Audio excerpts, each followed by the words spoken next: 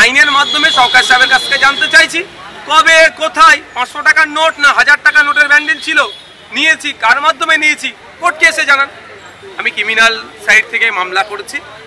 আমি তার আমার ওনার বক্তব্য আমার মানহানি হয়েছে, সামাজিকভাবে আমার রেপুটেশনে আঘাত লেগেছে, সুতরাং তাকে এসে জবাব দিতে হবে। আইন বিচার ব্যবস্থার উদ্যোগ কেউ নয়, যা তা বলে বেরিয়ে যাবে, আমরা চুপ করে থাকবো নাকি? মিথ্যা মামলা আমার নামে 19টা মতো দিয়েছে, সেটা মাথায় নিয়ে লড়াই করছি। যখন আমাকে মিথ্যা মামলা অফার দিয়ে যখন আমাকে আটকাতে পারছে না, সামাজিকভাবে আমার রেপুটেশন খারাপ করতে চাইছে। যারা সামাজিকভাবে আমার রেপুটেশন খারাপ করছে তাদের বিরুদ্ধে তাদের ভাষায় আমি তাদেরকে ওই বলে না যে কাদা ছুড়াছুড়ি, এটা আমার দ্বারাই সম্ভব নয়। আমি স্বচ্ছ আছি, আমার কনফিডেন্স আছে, সেই জন্য আমি আইনের দ্বারস্থ হয়েছি। আমি আইনের মাধ্যমে জবাব চাইছি, দম থাকলে আইনের মাধ্যমে জবাব দেবে। আমি আমার আইনজীবীর মাধ্যমে সেই তার আছে কোর্টে অ্যাপেয়ার হয়েছি, কোর্টে আমি আজকে মামলা দায়ের করেছি। আপনাকে টার্গেট করছে কেন? আপনাকে প্রতিদ্বন্দ্বী মনে করছে?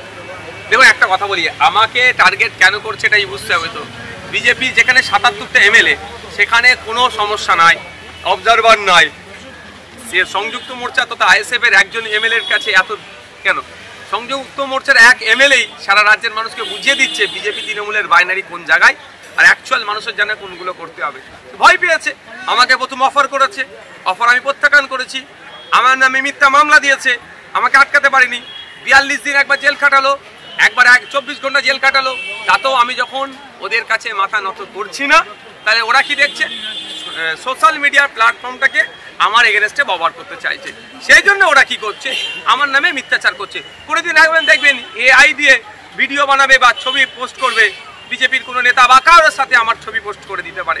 তবে আমি এতটুকুই বুঝি যে কোনো রাস্তার পথকুকুর যদি মানুষকে কামড়ে নেয়, মানুষের উচিত হবে না এই পথকুকুরকে কামড়ানো, তো যথাযথ ট্রিটমেন্ট করার জন্যই উচিত হবে। সুতরাং আমাকে কেউ মানে কুভাষা কথা বলে, আমাকে কেউ মিথ্যার আশ্রয় নিয়ে আমার এগেনস্টে মিথ্যাচার করবে, আমিও মিথ্যার আশ্রয় নিয়ে তার এগেনস্টে মিথ্যাচার করব, এই কাদা ছুড়াছুড়ি অন্তত আমার রাজনীতির কেরিয়ার আমি করতে চাই না। কারণ আমি ক্ষমতা দখলের জন্য রাজনীতিতে আসিনি, সমাজ ব্যবস্থা পরিবর্তনের জন্য এসেছি। সমাজ ব্যবস্থা পরিবর্তন করতে গেলে অনেকটা স্যাক্রিফাইস করতে হয়, অনেকটা গায়ে মেখে দিতে হয়। আমি অনেকটা গায়ে মেখেছি, কিন্তু এই নোংরামি চরম সীমায় পৌঁছে যাচ্ছে, সেই জন্য আমি কোর্টের দ্বারস্থ হয়েছি। আমরা যেমন সুপ্রিম কোর্টে মামলা করেছি, মাঠে ময়দানে আমরা লড়াই করছি, লড়াই করে যাব। আমাদের এই অবস্থান মঞ্চের আর একটা গুরুত্বপূর্ণ দাবি, আপনারা শুনলে অবাক হবেন, সারা পশ্চিমবাংলায় 1 কোটি হয়তো আদিবাসী আমার ভাই নাই, কিন্তু 1.5 কোটি আদিবাসী সার্টিফিকেট অলরেডি পাবলিশ করে দিয়েছে। তার পরিবর্তে কি হচ্ছে? রহমান টাইটেল, রহমান আদিবাসী কোটায় চাকরি পাচ্ছে, ব্যানার্জি আদিবাসী কোটায় চাকরি পাচ্ছে, চট্টোপাধ্যায় আদিবাসী কোটায় চাকরি পাচ্ছে, দাস আদিবাসী কোটায় চাকরি পাচ্ছে, খাতুন আদিবাসী কোটায় চাকরি পাচ্ছে। অর্থাৎ এই ফেক এসসি সার্টিফিকেটগুলোর বিরুদ্ধে প্রত্যাহার করতে হবে, এই ফেক এসসি সার্টিফিকেট প্রত্যাহার করতে হবে। তার জন্য আমাদের ধন্যমঞ্চ। আর ওবিসি নিয়ে যেভাবে মুসলিম হিন্দু সব পিছড়ে বর্গের যারা আছেন নিজেদের মধ্যে লড়িয়ে দেওয়ার চেষ্টা হচ্ছে, কিন্তু প্রকৃত যারা পিছড়ে বর্গের আছেন 10% প্লাস 7% সংরক্ষণের নামে যে জটিলতা তৈরি করেছে, সেটাও প্রত্যাহার করতে হবে, নতুন করে লিস্ট তৈরি করতে হবে। তার জন্য আমাদের ধন্যমঞ্চ। আমাদের ধন্যমঞ্চ ভিন রাজ্যে যেভাবে পরিযায়ী শ্রমিকদের উপর অত্যাচার হচ্ছে, অত্যাচার বন্ধ করতে হবে। বাংলায় কথা বলার জন্য বাংলাদেশি তকমা দিয়ে তাদের উপর আক্রমণ নেমে আসছে। আক্রমণের শিকার কখনো আপনার লোকমান হচ্ছে, আক্রমণের শিকার কখনো সোমনাথ দেবনাথ হচ্ছে, আক্রমণের শিকার কখনো সাবির মল্লিক হচ্ছে, তো আক্রমণের শিকার কখনো দীপু দাসেরা হয়ে যাচ্ছে। তাই আমরা বাংলার মানুষ, বাংলার জমিনে দাঁড়িয়ে, কলকাতায় দাঁড়িয়ে আমাদের রাজ্য সরকারের মুখে আমরা বার্তা দিতে চাই, আপনি রাজ্যের সরকারের প্রধান, আপনার অনেক দায়িত্ব আছে। শুধু মিটিং মিছিল করে আপনার কাজ সমাপ্ত হয়ে যাচ্ছে বললে হবে না। আমরা ধন্যমঞ্চ থেকে বলতে চাইছি, যদি আপনি দায়িত্ব দিতে পারেন ভালো, না হলে আমাদের ইমতিয়াজ ভাই, হাকিকুল ভাই, বিশ্বজিৎ দা, ওমর সাহেব, নুরুদ্দিন সাহেব যারা আছেন তাদের উপরে দায়িত্ব তুলে দেন, আমরা বুঝিয়ে দেব। বাংলার একটা শ্রমিক ভিন্ন রাজ্যে গিয়ে যদি আক্রান্ত হয়, তার ট্রিটমেন্ট কিভাবে করতে হয় আমরা ভালো করে জানি। তাই আমরা আমাদের বাঙালি পরিযায়ী শ্রমিকরা যে অত্যাচারের শিকার হচ্ছে তাতে না হয়, তার জন্য আজকে এই ধর্ণা মঞ্চ। আমাদের এই ধর্ণা মঞ্চের একটা গুরুত্বপূর্ণ বিষয় এসআইআর নিয়ে আজকে বাংলার মধ্যে, বাংলার মানুষের মধ্যে আপনার আতঙ্কিত করার চেষ্টা হচ্ছে, হয়রানি করার চেষ্টা করছে। আমরা দেখলাম রিসেন্টলি বিহারে যে নাম বাদ পড়েছে, যারা জীবিত আছে তাদেরকে মৃত বলে দেখানো হয়ে তাদের নামটাকে বাদ দিয়েছে। ওই আতঙ্কে আমাদের এখানে আতঙ্কিত, সুতরাং আতঙ্ক মুক্ত হওয়ার জন্য আমাদের ধর্ণা মঞ্চ।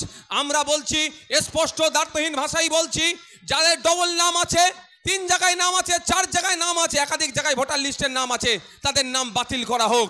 কিন্তু বৈধ ভোটার থাকার পরেও যদি কাউকে ডিভোটার করা হয়, কনস্টিটিউশন প্রোটেকশন ফর্ম কিন্তু যার নাম বাদ গেছে তার পাশে থাকবে। আর যে BLO officer, booth level officer এর নামটা কেটেছে অবৈধভাবে বা ডিভোটার করেছে, তার বিরুদ্ধে আইনি গণতান্ত্রিক প্রক্রিয়ায় লড়াই আমরা চালিয়ে যাব। সুতরাং আমাদের ধর্ণা মঞ্চ থেকে এই বার্তা যে এসআইআর নিয়ে যে ডিভোটার করার কুচক্রী, সেটা বন্ধ করতে হবে। তাই বন্ধুগণ, এই নিয়ে আমাদের ধর্ণা মঞ্চ, আমাদের ধর্ণা মঞ্চের আগামীকাল রবিবার, পরশুদিন সোমবার আমরা 3টে জায়গায় ডেপুটেশন দিয়ে ধর্ণা মঞ্চ পরশুদিন এই ফেজের আমরা সমাপ্ত করব। পরবর্তী ফেজের প্রয়োজন হলে হয় কলকাতাতে হতে পারে, রাজ্যের বিভিন্ন জায়গাতে আমরা এই ফোরামের পক্ষ থেকে ফেজ ওয়াইজ আমরা ধর্ণা চালাবো। তাই আমরা সোমবারে আমরা নির্বাচন কমিশনে কলকাতায়, ইলেকশন কমিশন অফ ইন্ডিয়ার যে অফিস কলকাতায় আছে, সিইও দপ্তর, সেখানে আমরা আমাদের মঞ্চের পক্ষ থেকে, ফোরামের পক্ষ থেকে আমরা ডেপুটেশন দেবো আদার ব্যাকওয়ার্ড ক্লাস কমিশনের কাছে, ওবিসি সার্টিফিকেট নিয়ে, ST/SC সার্টিফিকেট নিয়ে যে নোংরামি হচ্ছে তার জন্য। আর আমরা ডেপুটেশন দেবো লেবার দপ্তরে, যে আমাদের পরিযায়ী শ্রমিকদের সুরক্ষার জন্য। ধন্যবাদ।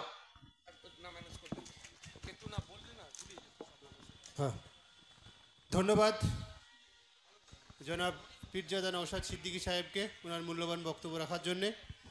এখন আমাদের সামনে বক্তব্য রাখবেন এই ফোরামের একজন অন্যতম লিডার, সেই সাথে উনি আজাদ সমাজ পার্টি থেকে বিলং করেন। উনি আজাদ সমাজ পার্টির পশ্চিমবঙ্গের বর্তমানে ইনচার্জ জনাব ইমতিয়াজ আহমেদ মোল্লা।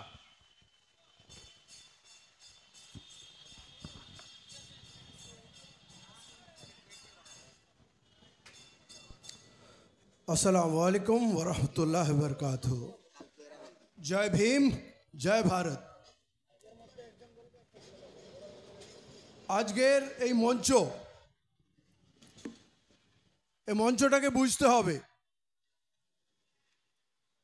আমরা এই মঞ্চ প্রায় 32টা সংগঠন মিলে করেছি।